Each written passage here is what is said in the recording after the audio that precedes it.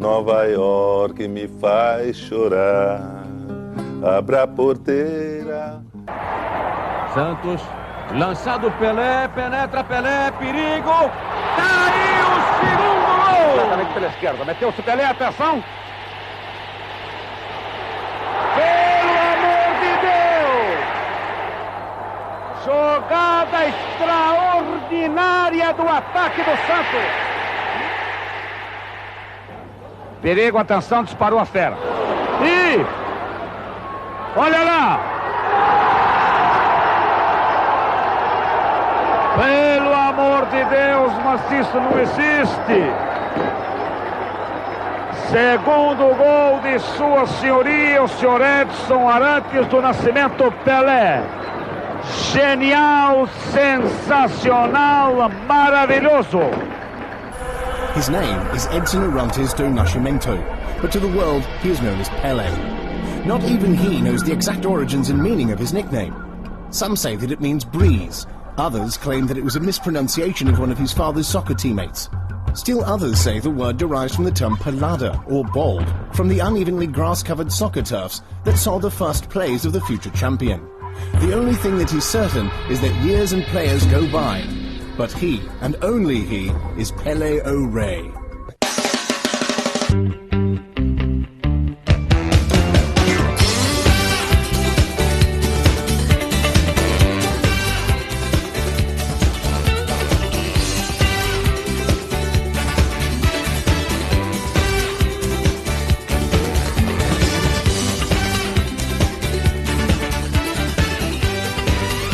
As in the best South American traditions, around his name have been growing up fantastic stories about his legendary performances. We talk of him as we talk about a chosen one. It has been said that in 1940, it was predicted to his mother that she would give birth to a king. We can begin his story by saying, once upon a time, there was a boy that had a unique gift. He knew how to turn a soccer ball into a magic crystal ball.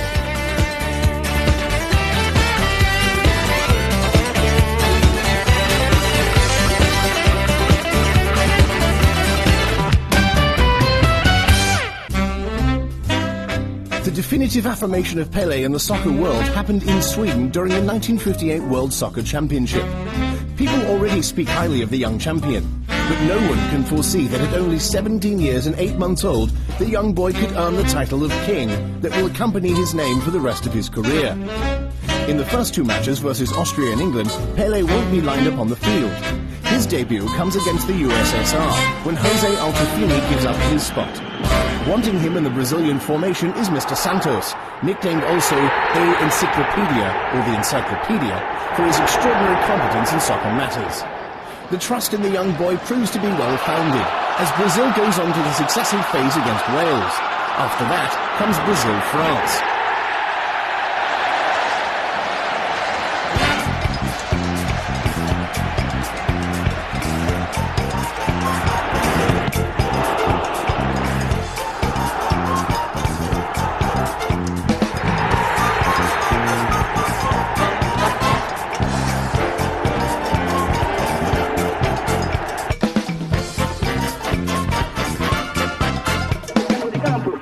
Esquerda para Piantoni. Piantoni aproxima do arco. Vai na costas de Gilmar. Atira Piantoni. Gol!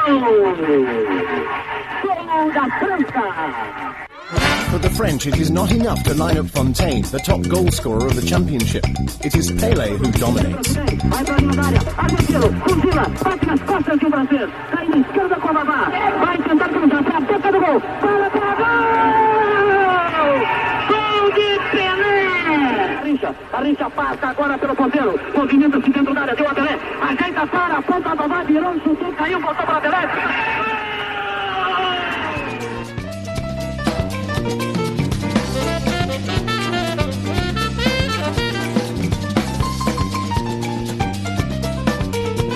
If the first two goals can be considered ordinary, the third one is the goal that seals his name as a star.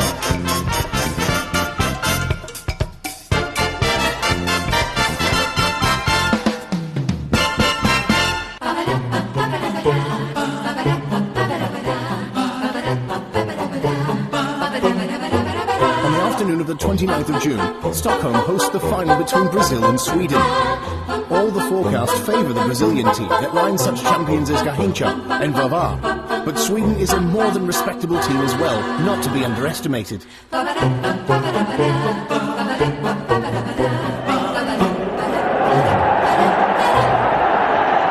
surprise then when after only 3 minutes the Swedish team scores the first goal.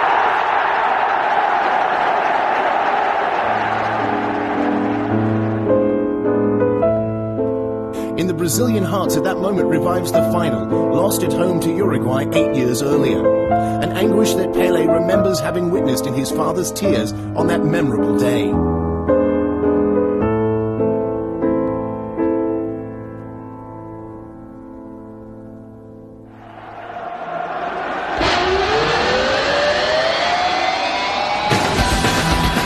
The suffering lasts only 6 minutes when Brazil scores even. The first half ends with Pele hitting one of the goalposts. After Pele's goal, Sweden scores again. The match will end 5-2 with Pele scoring with a head fling and sealing the victory.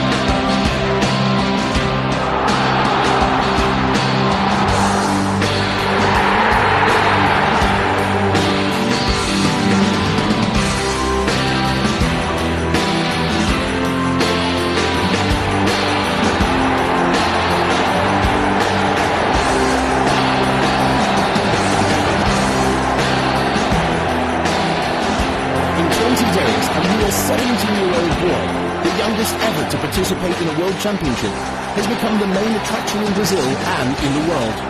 Brazil are the world champions and the players are visibly moved.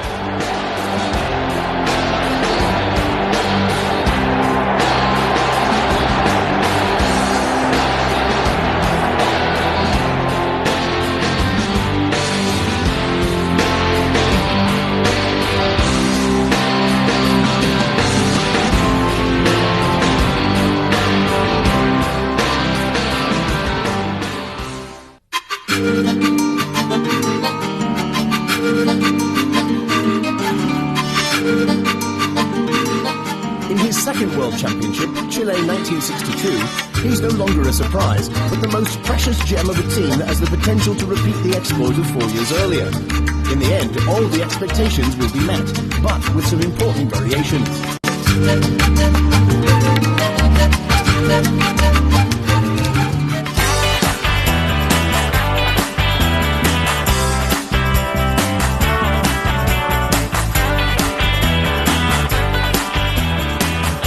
The debut of the Selecao, the nickname of the Brazilian team, is against Mexico. It is no match at all. The final score for Brazil is 2-0.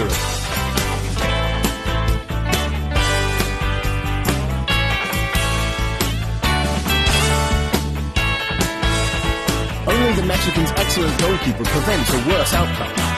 Pele scores the second goal that secures a victory 20 seconds from the end of the match.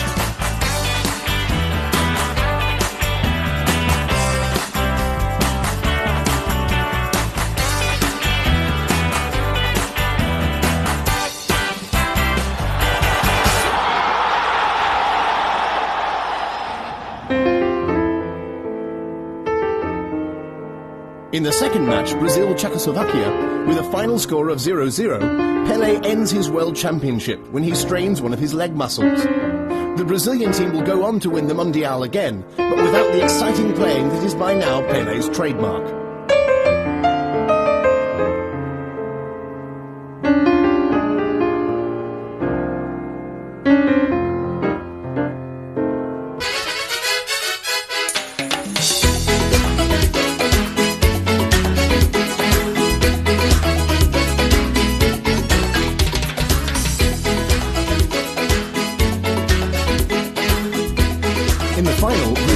Czechoslovakia, Pele is forced to be merely a spectator. Before the game, he asked permission to test himself and his ability to play in the match, but his request is denied. As it turns out, there's no need for him to participate. His substitute, Amarildo, is sufficient to give Brazil the victory, with the essential assistance of Garrincha, splendid protagonist of this Mondial.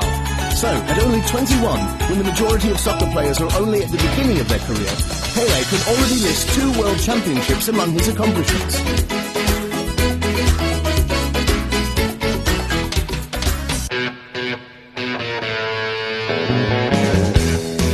The 1966 Mondial promises to be one of the most exciting. The championship is held in Great Britain, the English being the self-proclaimed masters of soccer. The Brazilians' championship run is accompanied by a series of controversies.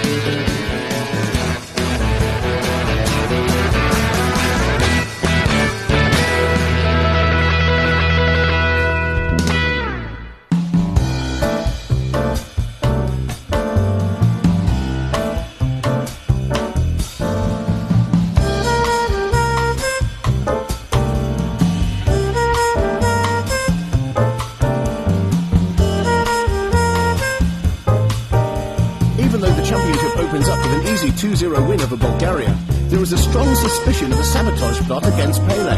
The villain's name on this occasion is Zeka, the German referee who turns a blind eye to many fouls aimed at stopping Ore, who scores on a free kick after only 15 minutes.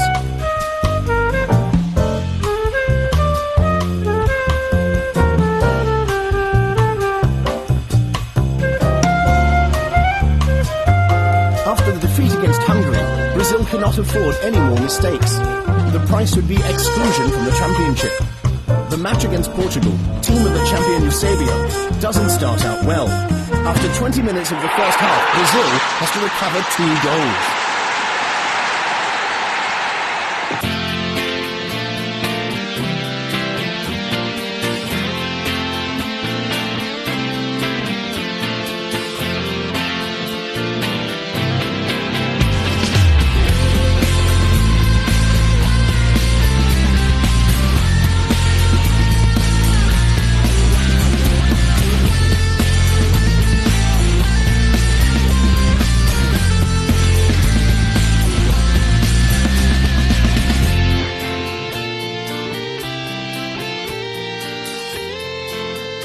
As in the previous matches, Pele receives no protection from the English referee. Even injured, he goes on. Without their champion at his best, Brazil is eliminated from the championship, but not without great debate about all of their opponents' intimidating way of playing and the laissez-faire attitude of many referees.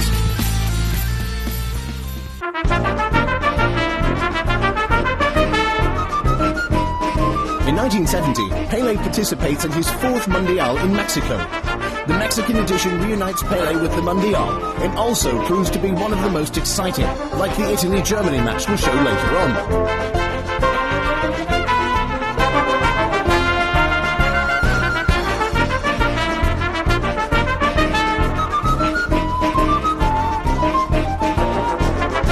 Brazil promises to be a powerful offensive formation with players such as Tostão, Jorginho and of course Pele, and to offer great spectacle. The English press writes, such beautiful soccer should almost be illegal.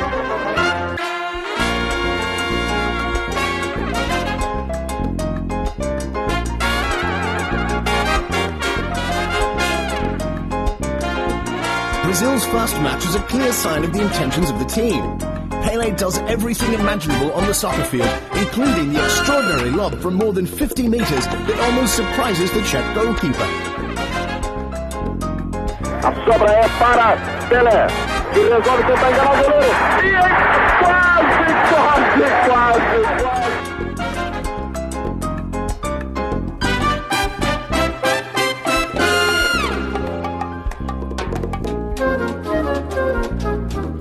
The match is not particularly challenging. Brazil wins 4-1 and Pele scores one of his masterpieces.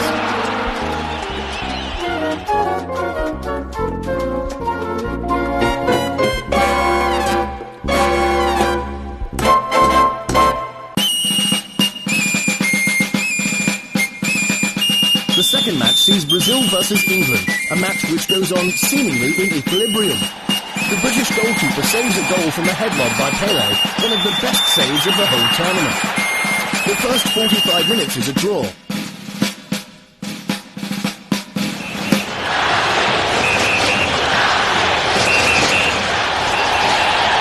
In the second half, after a splendid play by Jorginho, Brazil's fabulous left-forward wing, Pele gives the assist for the goal that seals the victory.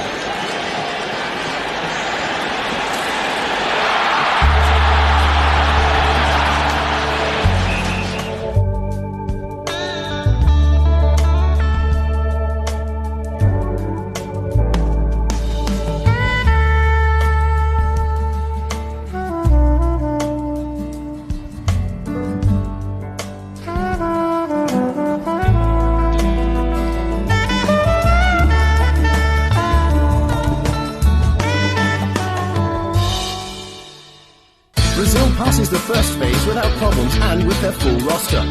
In the 3-2 win over Romania, Pele rediscovers the joy of playing for fun and scores twice. The first one is scored on a free kick, Brazilian style. In the second goal, he uses the strict spaces in the adversary's defence and finds the open window.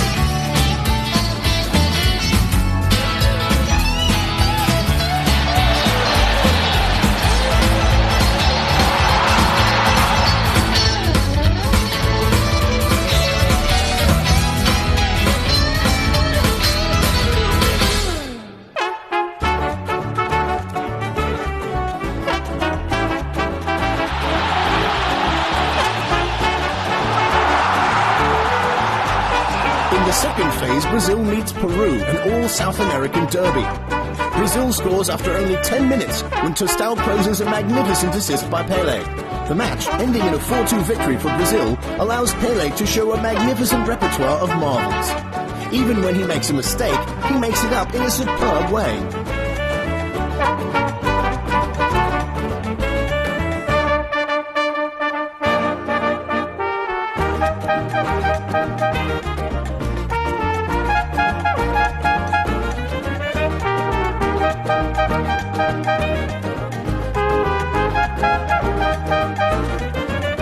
The semi-final has the flavour of a long-awaited revenge.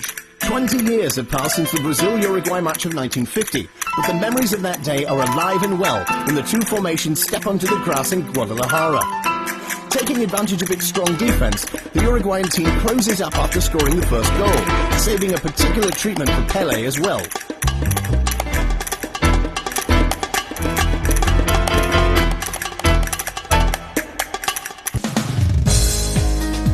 But this Brazil team is unstoppable, and on the goal that marks the 3-1 scored by Rivellino, O'Ray teaches the Uruguayans a small lesson in the art of soccer.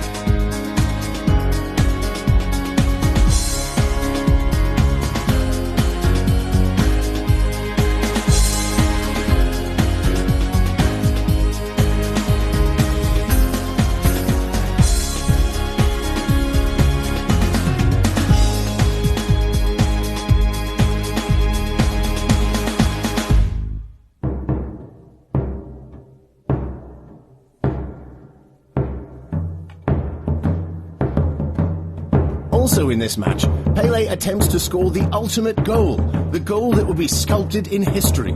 And he almost does.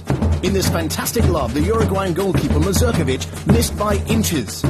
It is seen as the closest thing that can be compared to the word art on a green rectangle. It will go better in the final.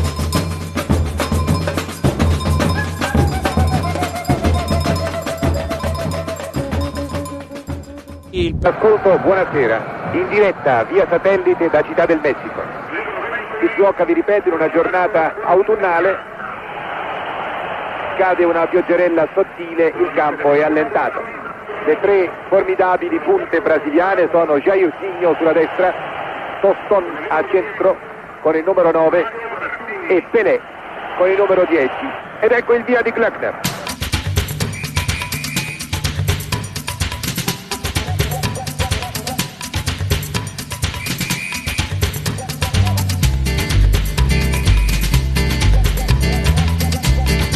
Rivellino, sul cross di Rivellino, colpo di testa di Pelé e il Brasile in vantaggio.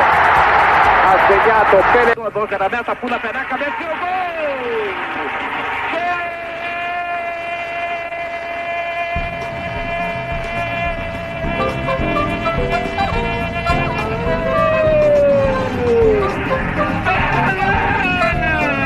Camisa número 10! Stavolta la finta di Rivelino, Pelé, ma Rivelino non controlla il pallone.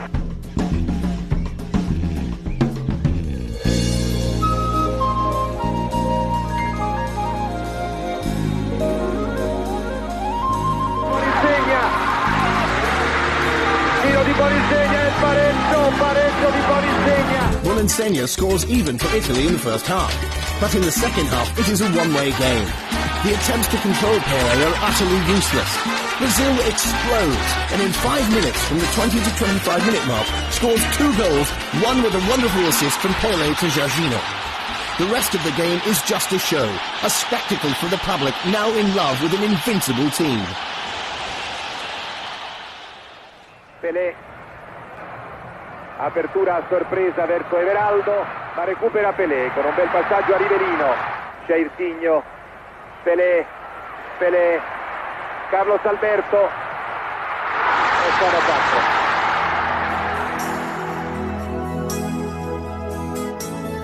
4. When asked to compare the present national team to the team of 1958, Pelé will answer that the 1958 team had more individual points of strength, while the one of the Mexican triumph is the best team that could have been put together from the tactical point of view. The link between the two formations is obviously him, the Carioca team's number 10.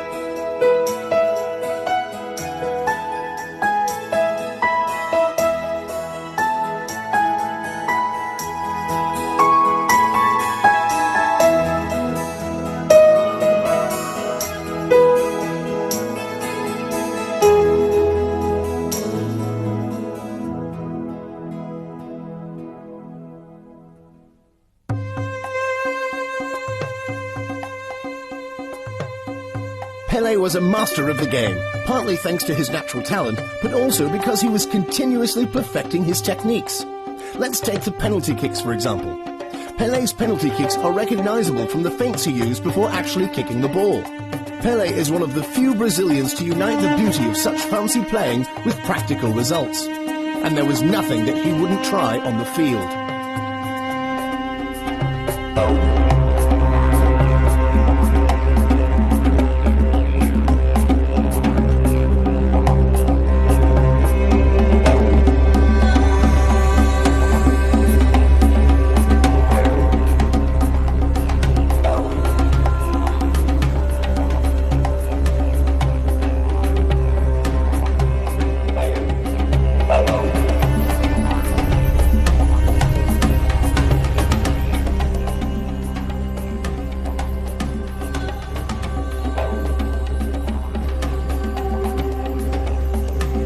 Today, it is said that the game of those times was a little slower and the players less physically stressed when compared to the hectic pace of today's soccer.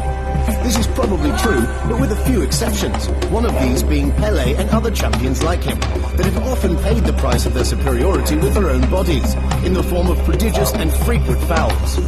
The legs are like a diary, every scar a reminder of a battle with a defensive player.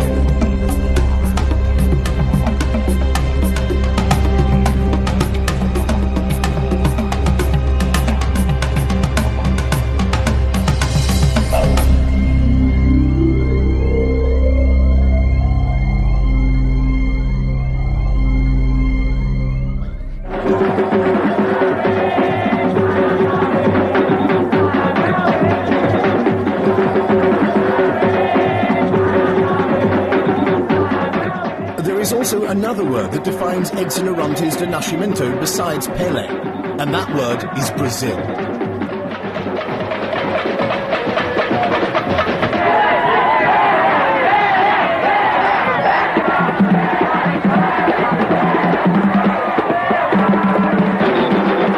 Vinha cantando elegante, queen, queen, queen, quando marica sorriso te pede para entrar também no samba, samba, samba, oh caso. Gostou da dupla que estão bem, queen, queen, queen, all over o sistema, que o quarteto impossible to conceive such a wonderful player in another country. The Pele phenomenon had also been another way to draw the attention of Europe to another part of the world and a different style of life. To be a Brazilian on a soccer field means to be instinctive, to have fantasy, to find amusement in performing dance steps while playing the ball. It is a language that lives deep inside in their DNA, and no tactical scheme can overcome that. A way like no other to continue to be children even with the years passing by.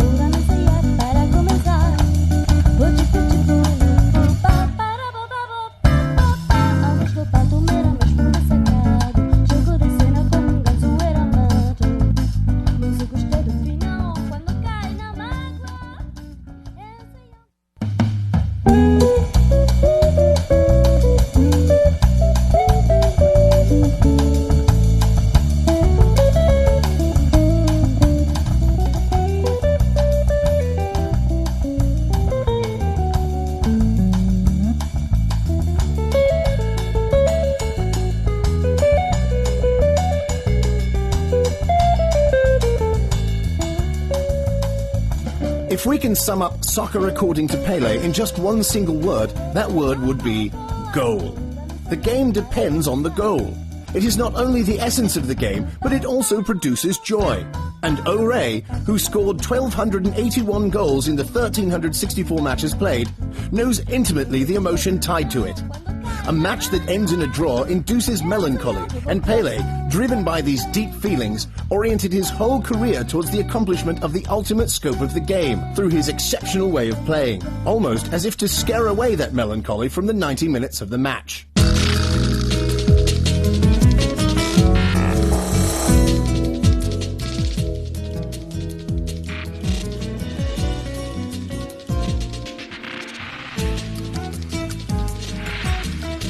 Pele's career with the national team had been simply incredible.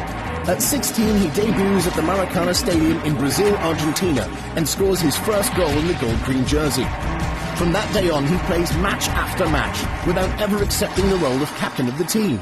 He ends his career the 18th of July 1971 in front of the same public whom he started with. His final statistics with the national team: 100 matches and 96 goals scored. More than justified is the crown for the only king in the world that presents himself to the public in jersey and shorts.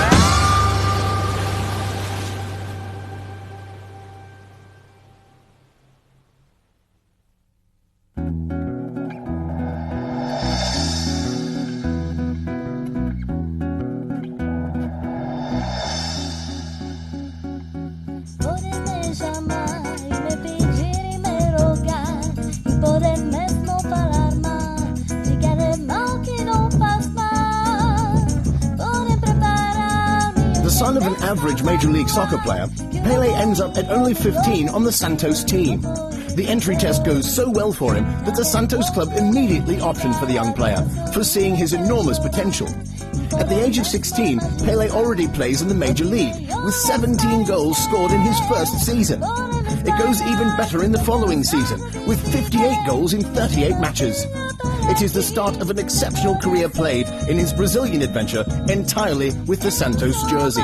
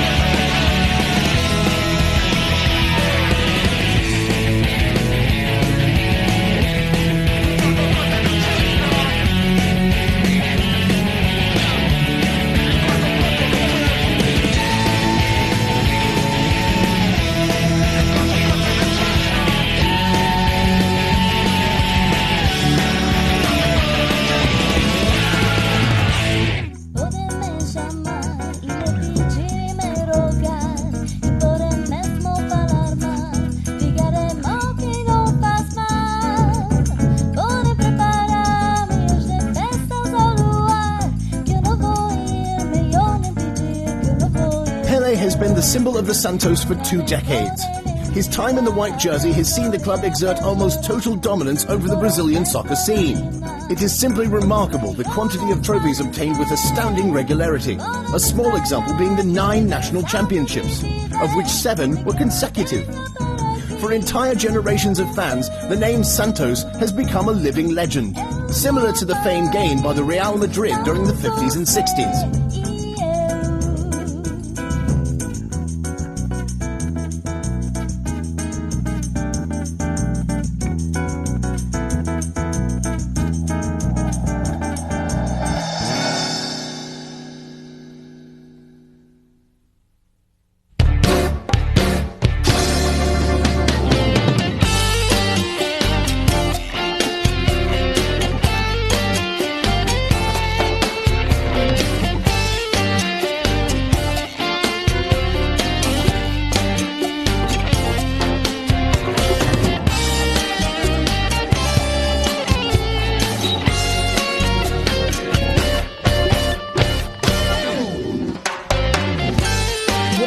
Criticisms of Pele concerns his loyalty to the Santos Soccer Club.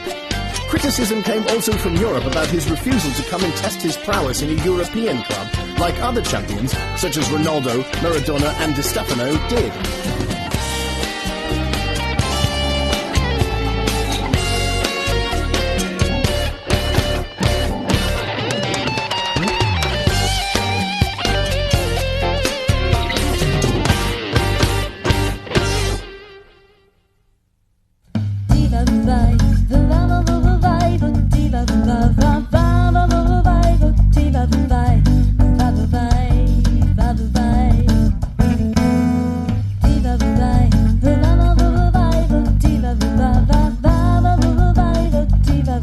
Besides the matches between the national teams, the only trophy that could pit European teams against South American teams has been the Intercontinental Cup. The final match, played by the European winner of the Champions Cup versus the South American winner of the Libertadores Cup, was deeply felt and ignited fiery contests, played at the very edges of the rules. That match was the clash of 2 different continents, 2 different schools of soccer, and 2 different styles of living. Totally different from today's match, usually played in Tokyo, which is treated more like a spectacular exhibition, a chance to show well-played soccer before the eyes of a neutral public. Pele's and Santos' masterpiece happens in the 1962 edition of the Cup. The Benfica team from Portugal suffers an humiliating 5-2 loss to an unstoppable team that shows its net superiority in one of the most beautiful performances in the Cup's history.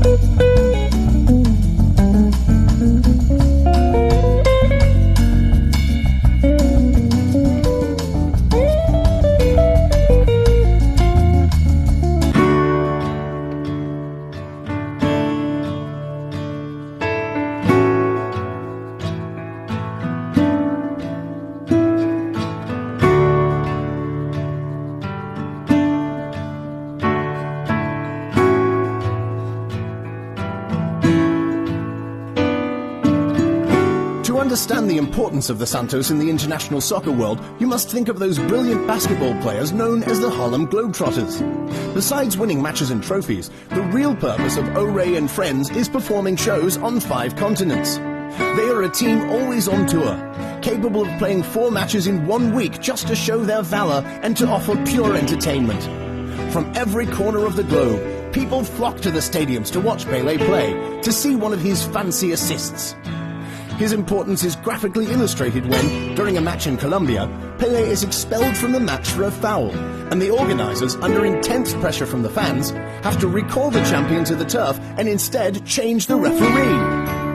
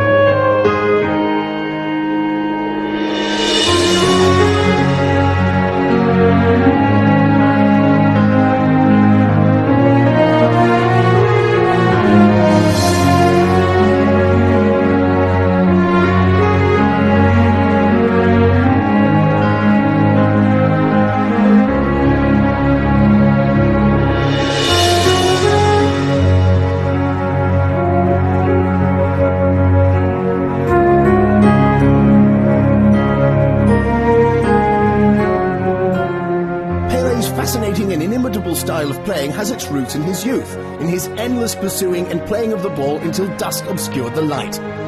His exhibitions around the world always reflect his childlike sense of pleasure, which he treasured like a gem. Fame, money and glory never stain the magnificent feeling held from the first to the last of his days in the Santos jersey. Indeed, on the 2nd of October 1974, O-Ray interrupted the game, dropped to his knees in the center of the field and thanked God for the life he had given him.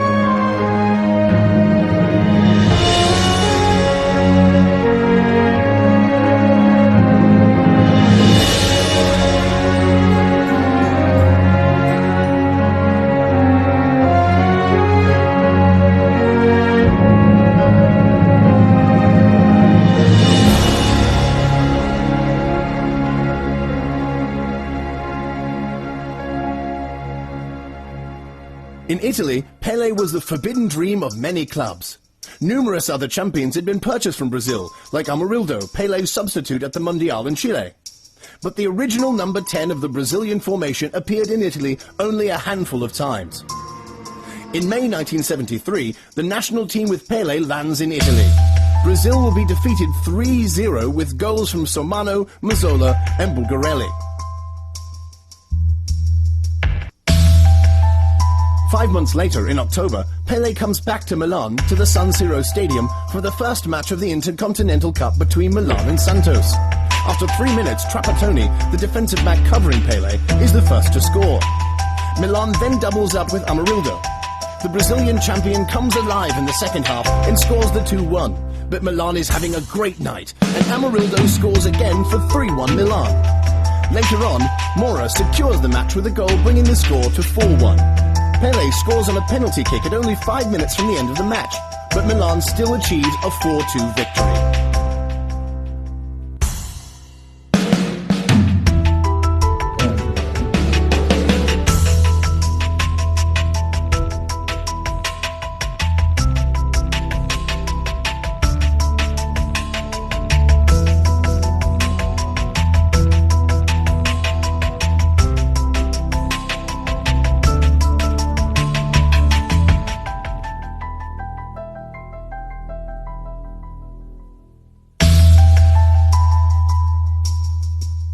The Santos team reverses the San Siro debacle in the return match in Brazil, winning with the same score that Milan won with in the first match.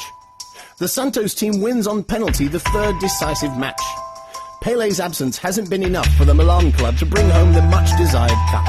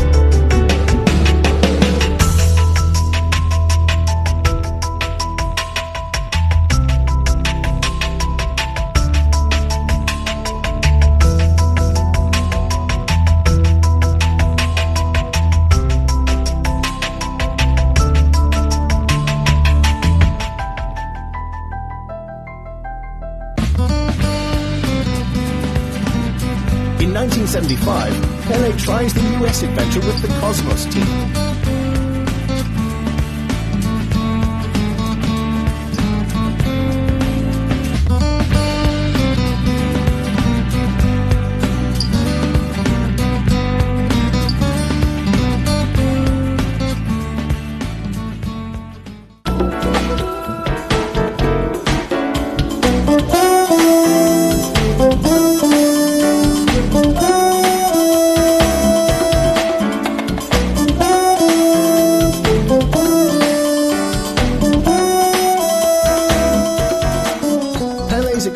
In a country that needs champions like him to attract people to a sport so far away from the traditions, lasts only 3 years. The New York Cosmos are a soccer multinational far removed, with the synthetic turfs and fancy jerseys, from the traditional soccer and Pele that everyone knows. On the 1st of October 1976, at the age of 37, O'Ray says stop.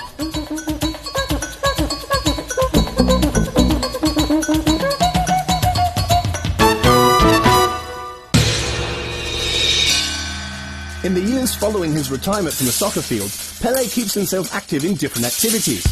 He capitalized the credit accumulated during his career, earning more money than when he was a soccer player. He became minister in Brazil, where rumors about a possible run for the presidency were spreading. And around the world, he tried to positively portray in every possible way the culture and the valor of the sporting activity.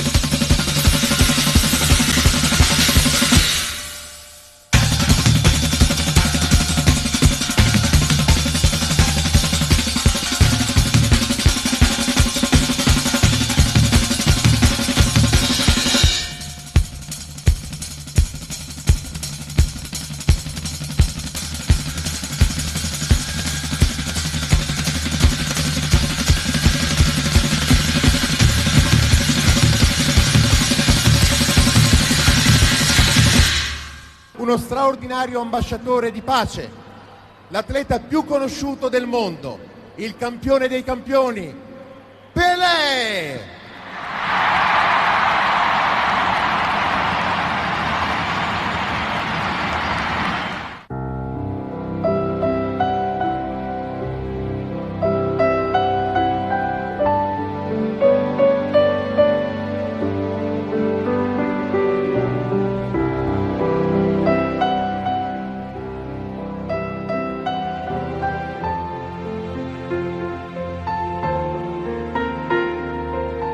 Once upon a time, there was a little boy from a small Brazilian province that had a unique gift. He knew how to turn a soccer ball into a magic crystal ball, and they called this goal. He did it 999 times, and when he was about to do it for the 1000th time, the incredible happened, something that had never been seen before and that will never be seen again on a soccer field. The public was going against its own team because they wanted nothing to keep that 29-year-old boy from his 1000th goal. And when he did it, everything stopped. Nothing else mattered, because in that one moment, we all shared in his joy.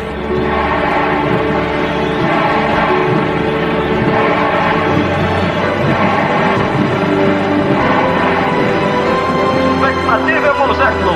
Atenção, caminha Pelé, chutou!